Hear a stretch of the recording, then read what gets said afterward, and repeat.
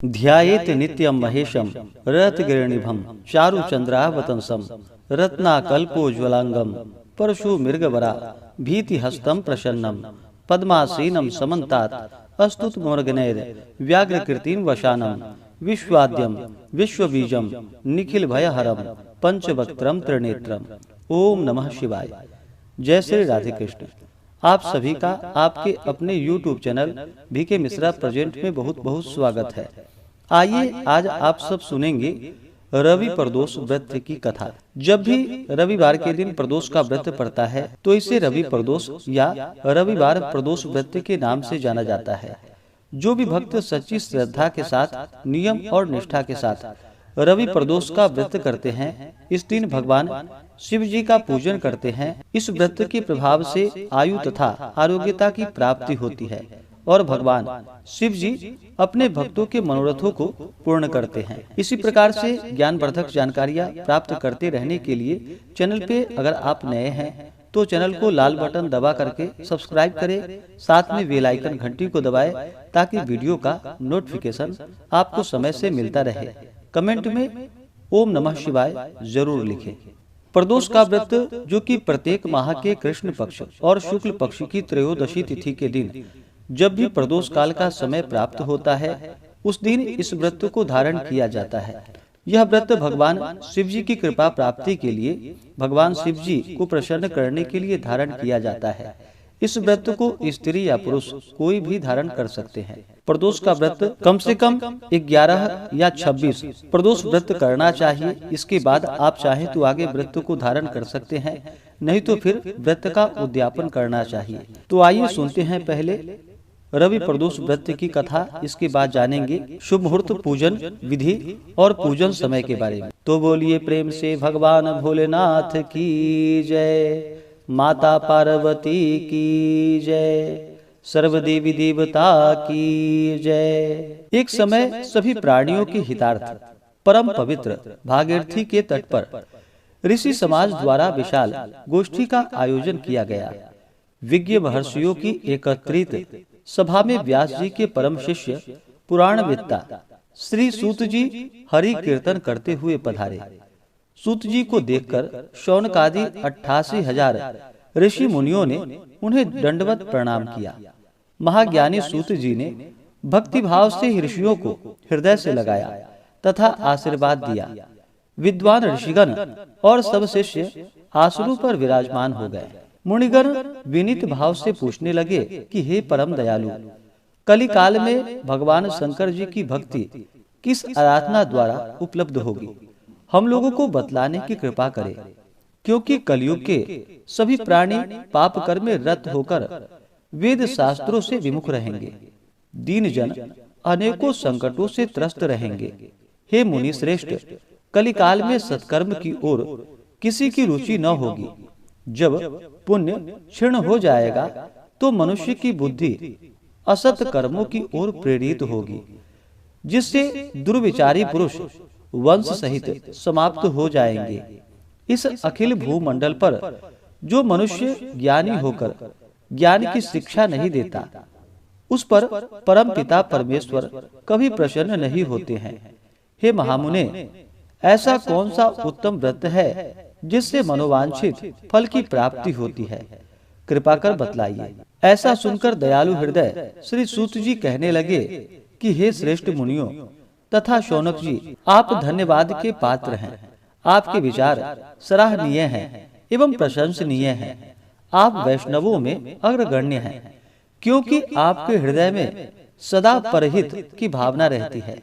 इसलिए हे शौनकादि ऋषि मुनियों, आप सुनिए। मैं उस व्रत को आपसे कहता हूँ जिसके करने से सभी पाप नष्ट हो जाते हैं। धन वृद्धि कारक, दुख विनाशक, सुख प्राप्त कराने वाला, संतान देने वाला, मनोवांछित फल प्राप्ति कराने वाला यह व्रत आपको सुनाता हूँ, जो किसी समय भगवान शंकर जी ने सती जी को सुनाया था और उनसे प्राप्त यह परम श्रेष्ठ उपदेश मेरे पूज्य गरुड़ जी ने मुझे सुनाया था, जिसे आपको समय पाकर शुभ वेला में मैं सुनाता हूँ। श्री सूत जी कहने लगे, आयु वृद्धि, स्वास्थ्य लाभ हेतु रवि प्रदोष का व्रत करे। इसकी विधि इस प्रकार है। प्रातः स्नान कर निराहार रहकर शिव जी के ध्यान में मग्न हो शिव मंदिर में जाकर शंकर जी की पूजा करे। पूजा के पश्चात अर्धपुंड त्रिपुंड का तिलक धारण करे, बेलपत्र चढ़ाए, धूप दीप अक्षत से पूजा करे, ऋतु फल चढ़ाए, ओम नमः शिवाय मंत्र का रुद्राक्ष की माला से जप करे, ब्राह्मणों को भोजन करा, सामर्थ्य के अनुसार दक्षिणा दे। तत्पश्चात मौन व्रत धारण करे। व्रती को सत्य भाषण करना आवश्यक है। हवन आहुति भी देनी चाहिए, इससे अभिष्ट फल की प्राप्ति होती है। व्रती पृथ्वी पर शयन करे, एक बार भोजन करे, इससे सब कार्य सिद्ध होते हैं। श्रावण मास में तो इसका विशेष महत्व है। यह सर्व सुख धन आरोग्यता को देने वाला होता है। यह व्रत इन सब मनोरथों को पूर्ण करता है। हे ऋषिवरों, यह प्रदोष व्रत जो मैंने आपको बताया, किसी समय भगवान शंकर जी ने सती जी को और वेद व्यास मुनि ने मुझको सुनाया था। शौनकादि ऋषि बोले कि हे पूज्यवर महामते, आपने यह व्रत परम गोपनीय, मंगलप्रद, कष्ट निवारक बतलाया है। कृपा करके यह बतलाने का कष्ट करे कि यह व्रत किसने किया और उसे क्या फल प्राप्त हुआ। श्री सूत जी बोले कि हे विचारवान ज्ञानियों, आप शिव के परम भक्त हैं। आपकी भक्ति देखकर मैं व्रती पुरुष की कथा कहता हूँ। एक ग्राम में अति दीन ब्राह्मण निवास करता था। उसकी साध्वी स्त्री प्रदोष व्रत किया करती थी। उसके घर में उसका एक ही पुत्र रत्न था। एक समय की बात है कि वह पुत्र गंगा स्नान करने के लिए गया। दुर्भाग्यवश मार्ग में उसे चोरों ने घेर लिया और वे कहने लगे कि हम तुम्हें मारेंगे, नहीं तो तुम अपने माता पिता का गुप्त धन बतला दो। बालक दीन भाव से कहने लगा कि हे बंधुओं, हम अत्यंत दुखी दीन हैं, हमारे पास धन कहाँ से आएगा। चोर फिर कहने लगे कि तेरे पास इस पोटली में तूने क्या बांध कर रखा है। बालक ने निसंकोच उत्तर दिया कि मेरी माता ने मुझे रोटी बनाकर बांध कर दी है। दूसरा चोर बोला कि भाई, यह तो अति दीन दुखी है, इसे छोड़ो। बालक इतनी बात सुनकर वहां से प्रस्थान किया और एक नगर में पहुंचा। नगर के पास एक बरगद का पेड़ था। बालक वहां बैठ गया और थककर वृक्ष की छाया में सो गया। उस नगर के सिपाही चोरों की खोज कर रहे थे कि खोज करते करते उस बालक के पास आ गए। सिपाही बालक को भी चोर समझकर राजा के समीप ले गए। राजा ने उसे कारावास में डालने की आज्ञा दे दी। उधर बालक की माता भगवान शंकर जी का प्रदोष व्रत कर रही थी। उसी रात्रि राजा को स्वप्न हुआ कि यह बालक चोर नहीं है, प्रातः इसे छोड़ दो, नहीं तो आपका वैभव, राज्य सभी शीघ्र नष्ट हो जाएगा। रात्रि समाप्त होने पर राजा ने उस बालक से सारा वृतांत पूछा। बालक ने सारा वृतांत कह सुनाया। वृतांत सुनकर राजा ने सिपाही भेजकर बालक के माता पिता को बुलवाया। राजा ने उन्हें जब भयभीत देखा तो कहा कि आप सब भय मत करो, आपका बालक निर्दोष है। हम आपकी दरिद्रता को देखकर 5 गांव दान देते हैं। शिवजी की दया से ब्राह्मण के आनंद होने लगे। इस प्रकार जो कोई इस व्रत को करता है उसे आनंद की प्राप्ति होती है और भगवान शिव जी उसके मनोरथों को पूर्ण करते हैं। तो बोलिए प्रेम से भगवान भोलेनाथ की जय, माता पार्वती की जय, सर्वदेवी देवता की जय। प्रत्येक माह के कृष्ण पक्ष और शुक्ल पक्ष की त्रयोदशी तिथि के दिन प्रदोष का व्रत किया जाता है। जिस दिन भी त्रयोदशी तिथि में प्रदोष काल का समय प्राप्त होता है, उस दिन प्रदोष व्रत को धारण किया जाता है। प्रदोष व्रत भगवान शिव जी की कृपा प्राप्ति के लिए इस व्रत को धारण किया जाता है। इस व्रत को धारण करने से 100 गायों को दान करने के बराबर पुण्य फलों की प्राप्ति होती है तथा जिस दिन भी प्रदोष का व्रत पड़ता है उस दिन के प्रदोष व्रत का अपना विशेष महत्व माना गया है। जो भी भक्त सच्ची श्रद्धा के साथ, नियम और निष्ठा के साथ प्रदोष का व्रत करते हैं, भगवान शिव जी की कृपा से उनके सभी प्रकार के दुख और कष्ट दूर होते हैं तथा सुख और समृद्धि की प्राप्ति होती है। प्रदोष का व्रत अगर रविवार के दिन पड़ता है तो इसे धारण करने से आयु तथा आरोग्यता की प्राप्ति होती है। सोमवार के दिन अगर प्रदोष व्रत हो तो इससे अभिष्ट सिद्धि की प्राप्ति होती है। मंगलवार के दिन प्रदोष व्रत हो तो धारण करने से रोगों से मुक्ति और स्वास्थ्य लाभ की प्राप्ति होती है। बुधवार के दिन अगर प्रदोष व्रत हो तो सभी कामनाएं सिद्ध होती है। गुरुवार के दिन प्रदोष व्रत को धारण करने से शत्रुओं का विनाश होता है, शत्रुओं पर विजय की प्राप्ति होती है। शुक्रवार के दिन अगर प्रदोष का व्रत हो तो इसे धारण करने से सौभाग्य और स्त्री की समृद्धि के लिए शुक्र प्रदोष का व्रत किया जाता है।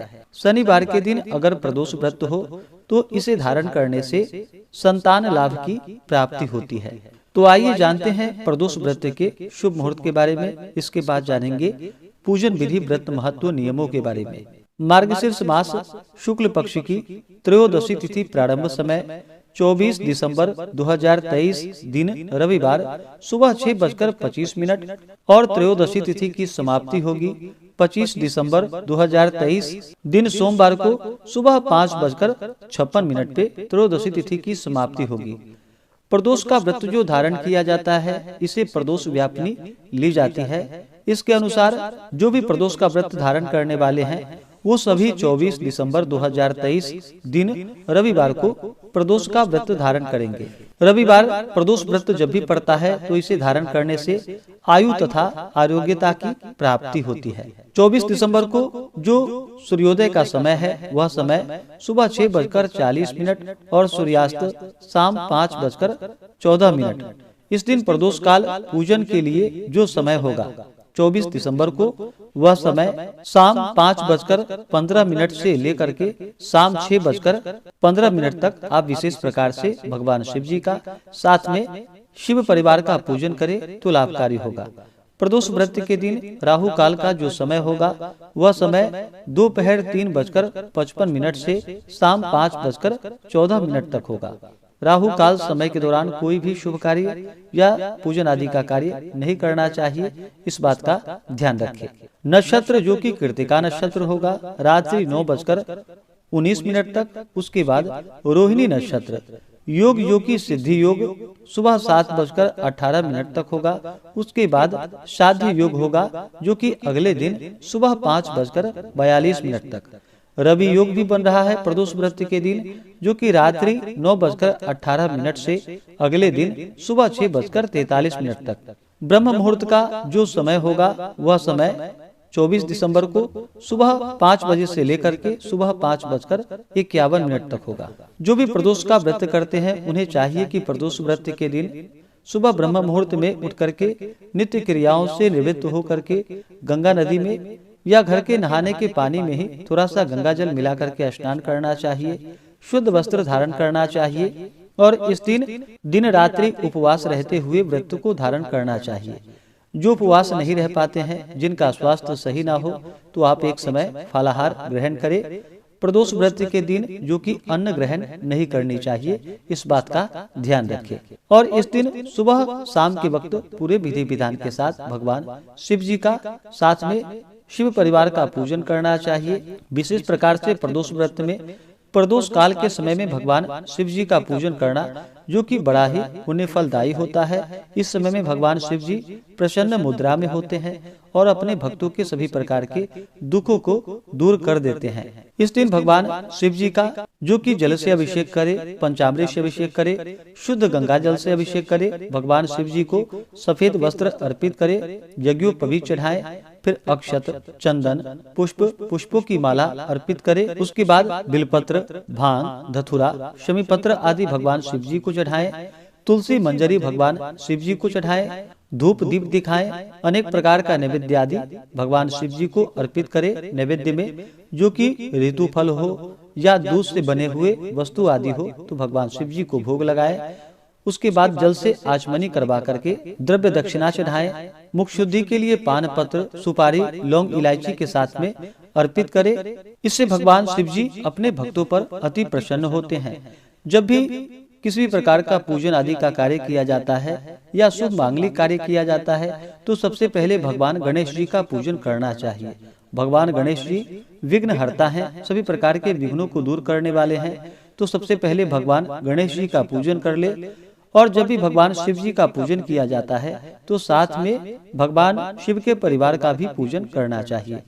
तो भगवान गणेश का पूजन करने के बाद नंदी, श्रृंगी, भृंगी, कृतमुख, कुबेर, कार्तिकेय आदि का पूजन करे। उसके बाद भगवान शिव जी का और माता पार्वती का पूजन करे, कथा श्रवण करे।